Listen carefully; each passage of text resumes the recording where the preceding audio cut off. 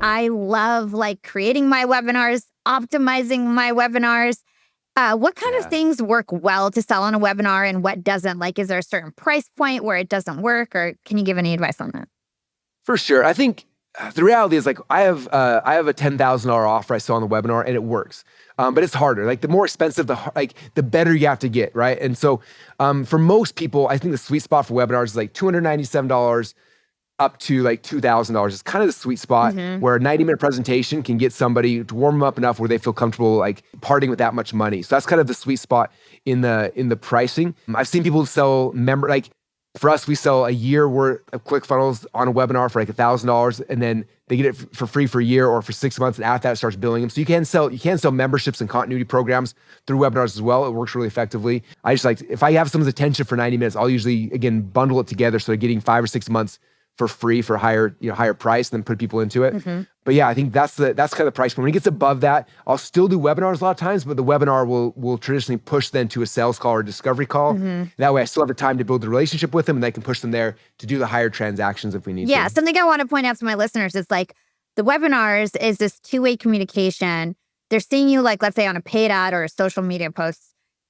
Social media, they're warmer. Paid ad, totally cold. You bring them on a webinar, you're warming them up, you're getting two-way communication. If it's super high ticket, you then want to bring them on a call. You can't get any warmer than that, right? Like being on a call with somebody. So you're just like warming them up, and the more expensive it is, the more you need, personal connection and talking with people. But webinars are awesome because you can get that personal connection in mass, and it saves you a lot of time. Okay, so let's talk about the intro of a webinar. What are some things we should think about?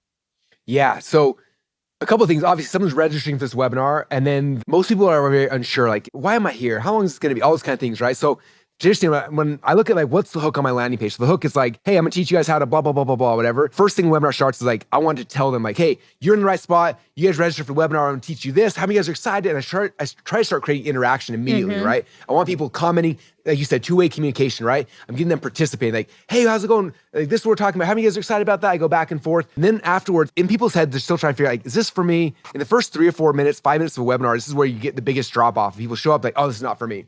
So during that time, I'm trying to like show them this is for you.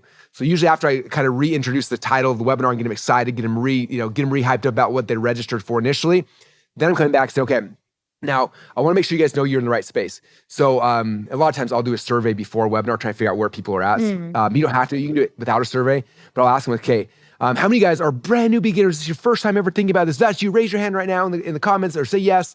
And they're like, yes. Okay. I'm like, cool. If you're a brand new beginner, this is gonna be great for you because I'm gonna show you exactly how to get started and how to have success very, very quickly. Okay. The second, how many guys, you've had some success, but you're kind of struggling. How many guys are in that camp, right? If that's you, type number 2 in the comments, right? And they got all these 2s.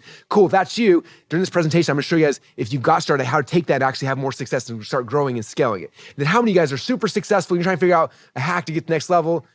Put in 3 in the comments, right? So I'm showing like, if you're a beginner, this works for you. If you're intermediate, it works for you. If you're advanced, it works for you. And so I'm trying to like make them all included of like, okay, cool. Because otherwise they're like, oh, this is kind of a newbie thing, I'm out. Or, oh, this is too advanced, I'm out. Right? I'm trying to show that like, doesn't matter who you are, this is gonna be a good fit for them, right? So I'm kind of bringing them in through there.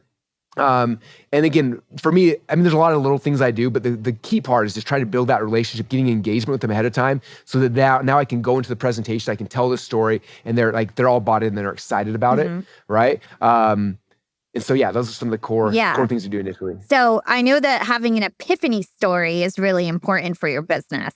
Is this something that you also do on a webinar? Yeah, so the Epiphany Bridge, I've taught like whole classes on the Epiphany Bridge, but basically Epiphany Bridge is like, what is the story about how you got introduced to the thing that you're going to be sharing during the presentation, right? So if you're doing a presentation showing how you, like how someone's going to start their own podcast, then the first 15 minutes of my presentation is where I'm telling the story about how I discovered this new opportunity I'm about to reveal to them, right? So the webinar is all tied around the new opportunity like we talked about earlier. So I'm going to tell this Epiphany Bridge story, like, here's a story how I discovered this thing. Like, I was just like you 5 years ago. I went through this thing, and you're telling the story that you went on and how you discovered this thing. I always tell people, like, when someone's coming to your webinar, they're looking for a result. When they're buying a product, they're looking for a result. And typically when they come to you, this is not the first time they've tried to figure out that result, right? So a good example, I bought a company last year, a women's weight loss company. And I remember the owner, when I bought it from her, she said that the average woman in America goes on 8 diets a year. Wow. 8. Is that crazy? And she said, and so when you look at that, like if I assume that someone's coming to my webinar and they've never thought about having been on a diet before, I'm dumb, right? They come to mine thinking they never thought about a funnel before. I'm wrong, right? So I have to show them like, what is my new opportunity that's different? Like they've tried 8 diets this year to lose weight. None of them worked. Why is my new opportunity different than these? Like, why is it different, right? So I'm going to tell my story about like, hey, I was just like you 5 years ago. I tried the paleo diet, the keto diet, the da-da-da. I tried these things. I'd have little successes and I would crash and burn. How many of you guys have done before? You tried the same thing, right? Yeah, I had the same problem. Mm-hmm. And so I went on this journey and I found out something that was completely different than what anybody was talking about online. And it was this process called blah, blah, blah, whatever your process is, right? And this is where I tell that whole story, how I discovered it, what it looked like, and then the result I ended up getting because of it. And then basically I tell people then, like I went through and I figured out a map. I have this map, and what I'm gonna teach you on the rest of the webinar is this map and how you can use it to have the same result I had. Are you guys ready for that? And they get all excited. And then from there, I transition to the actual teaching part of the presentation.